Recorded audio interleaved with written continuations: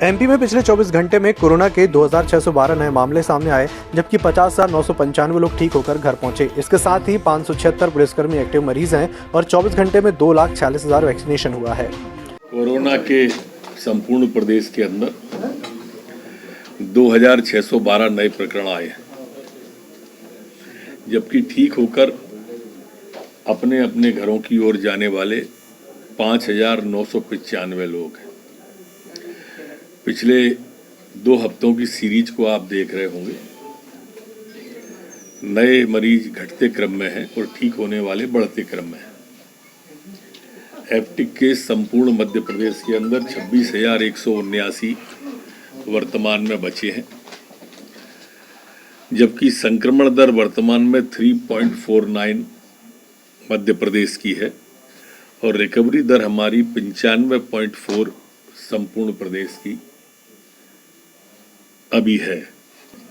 Vaccination की हम बात करें तो पिछले 24 घंटे में 2,46,000 के लगभग वैक्सीनेशन हुआ है।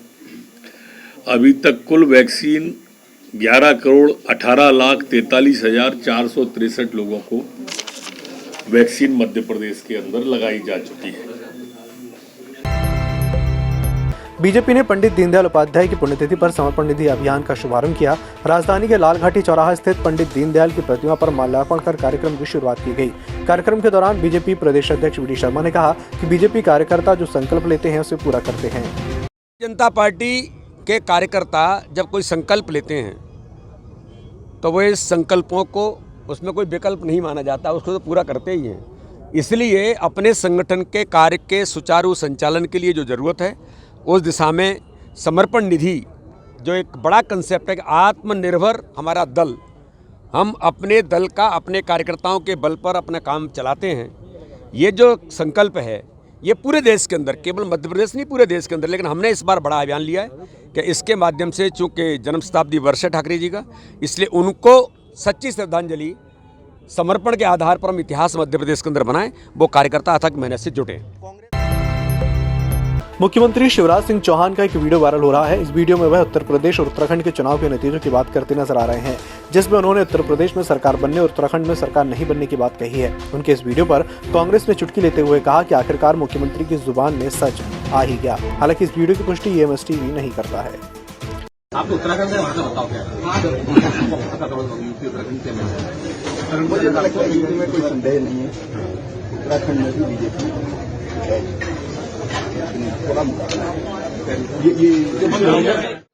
कल माननीय शिवराज सिंह जी चौहान के काबीना के एक सदस्य आदरणीय गोविंद सिंह राजपूत साहब ने सच कबूल कर लिया।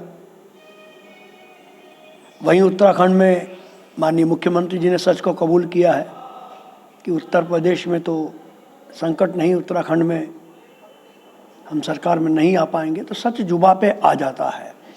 और आजकल तो शिवराज सिंह जी आध्यात्मिक संत हो गए हैं, तो संत सच बोलता है। कुछ दिनों बाद वो मध्य प्रदेश में भी इस बात का एहसास करेंगे कि यहाँ खतरा है। कांग्रेस बहुत ताकत से सत्ता पर काबिज होगी और उत्तर प्रदेश में भी भारतीय जनता पार्टी को जितना नुकसान होगा आने वाले दिनों में उसकी भरपाई भाजपा नहीं कर पाएगी। भारतीय जनता पार्टी द्वारा बूथ विस्तारक अभियान के बाद समर्पण निधि अभियान चलाया जा रहा है। भाजपा के इस अभियान पर कांग्रेस पार्टी ने सवालिया निशान खड़े कर दिए हैं और कांग्रेस ने भाजपा के समर्पण निधि अभियान को टेरर टैक्स बताया है। कभी जनता पे इस तरह का भार नहीं थोपा। आप देखें हर साल निकल जाते हैं, लेकिन कम से कम इतनी शर्म तो आना चाहिए कि जब कोरोना काल चल रहा है, संकट काल चल रहा है, लोग तबाह हो गए, लोगों के व्यापार व्यवसाय तबाह हो गए, लोगों की नौकरियां चली गई, लोग आत्महत्या कर रहे हैं। पहले ही जीएसटी नोटबंदी से व्यापार थे, फिर कोरोना काल से परेशान हो गए और अब ऐसे संकट के समय भी यदि आप चंदा वसूली जो आपका धंधा है, आप उसके लिए डायरियाँ लेके हाथ में निकल जाएंगे तो समझा जा सकता है कि व्यापारियों को क्या होगा। व्यापारी आपके फुर्सती नेताओं के हाथ में डायरियाँ देखकर भागेंगे, क्योंकि सत्तारूढ़ पार्टी का भय, सत्तारूढ़ पार्टी का टेरर टैक्स है, समर्पण निधि तो है नहीं। तो निश्चित तौर पर एक बार फिर डर और खौफ का माहौल 1 महीने तक देखने को मिलेगा। और बड़े शर्म की बात है कि इस संकट काल में भी आपने अपने लक्ष्य को बढ़ाकर 150 करोड़ कर दिया है। यह तो जनता को राहत देने का समय है। और आपकी सरकार इतने वर्षों से नेताओं ने काला धन कमाया, वो क्यों बाहर नहीं निकालते? क्यों जनता के ऊपर बार बार ये समर्पण निधि और फलानी निधि के नाम पे जनता को परेशान कर रहे हैं? जनता पहले ही परेशान है। और चूंकि सत्तारूढ़ पार्टी है, आप सत्ता का खौफ दिखाएंगे, सत्ता का भय दिखाएंगे और हाथ में डायरिया लेके जबरदस्ती निकल जाएंगे। और यदि जिसको समर्पण निधि में आपकी समर्पण तो होता है कि जनता खुद आपको आके दे, लेकिन आप लोगों के घर घर दुकानों में जाएंगे, उनको धमकाएंगे और उनको टेरर के रूप में उनसे टैक्स वसूलेंगे, तो निश्चित तौर पे कांग्रेस तो उसका विरोध करेगी। प्रदेश कांग्रेस के घर चलो घर घर चलो अभियान पर भारतीय जनता पार्टी द्वारा सवालिया निशान खड़े कर दिए गए हैं। भाजपा द्वारा कहा जा रहा है कि इस अभियान से अरुण यादव और अजय सिंह राहुल भैया जैसे नेता दूर हैं। उनके इस बयान पर पूर्व मंत्री और विधायक पीसी शर्मा ने कहा है कि कांग्रेस पार्टी के नेता ही 2023 में भाजपा के नेताओं को घर बैठाएंगे। अरुण भैया पूरे लोकसभा में घूमे, अभी भी उनके साथ कमलनाथ के साथ वहाँ गए थे ग्वालियर दौरे पे।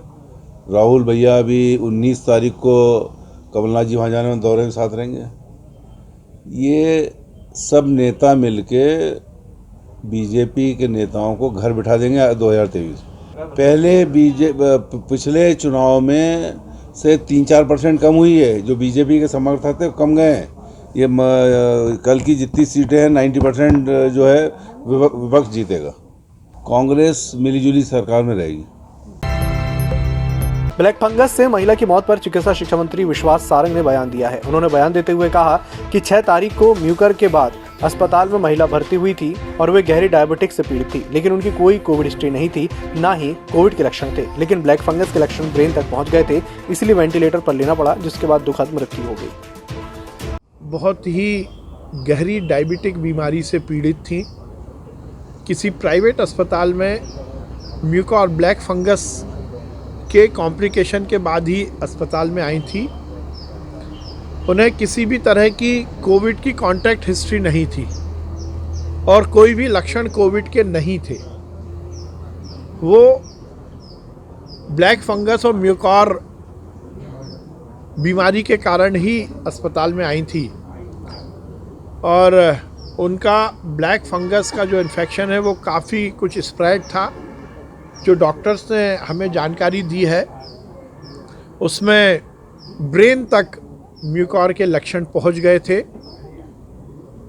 म्यूकॉर माइकोसिस के, और उसके बाद इसीलिए उनको वेंटिलेटर पर लेना पड़ा और उसके बाद उनका स्वर्गवास हो गया। बहुत दुखद है।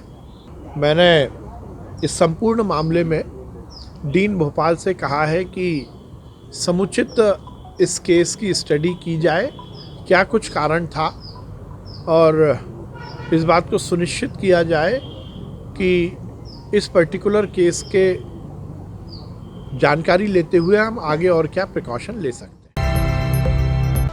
भारतीय जनता पार्टी ने शुक्रवार को पार्टी के पितृपुरुष पंडित दीनदयाल उपाध्याय की पुण्यतिथि मनाई। उनकी पुण्यतिथि के मौके पर दक्षिण पश्चिम विधानसभा क्षेत्र के पंचशील मंडल अंतर्गत अर्जुन नगर में पंडित दीनदयाल उपाध्याय की फोटो पर माल्यार्पण कर पुष्पांजलि अर्पित की गई और उनके द्वारा बताए गए मार्ग पर चलने का निर्णय लिया गया। भाजपा द्वारा पंडित दीनदयाल उपाध्याय की पुण्यतिथि समर्पण दिवस के रूप में मनाई जा रही है।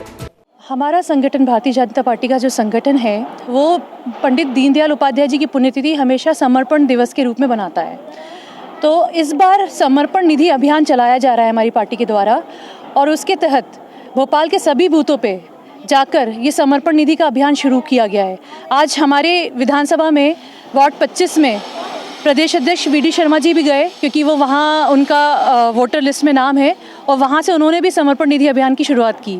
इसी तरह हमारे जो नेता हैं आदरणीय गुप्ता जी, वो भी बूथ पर गए और उन्होंने समर्पण निधि अभियान की शुरुआत की और हम सभी कार्यकर्ता अपने बूथों पर जाके इस अभियान को शुरुआत कर रहे हैं, आज चला रहे हैं, आज से शुरू होगा। EMS टीवी के YouTube चैनल को सब्सक्राइब करें और बेल आइकन दबाएं, साथ ही EMS न्यूज ऐप डाउनलोड करें।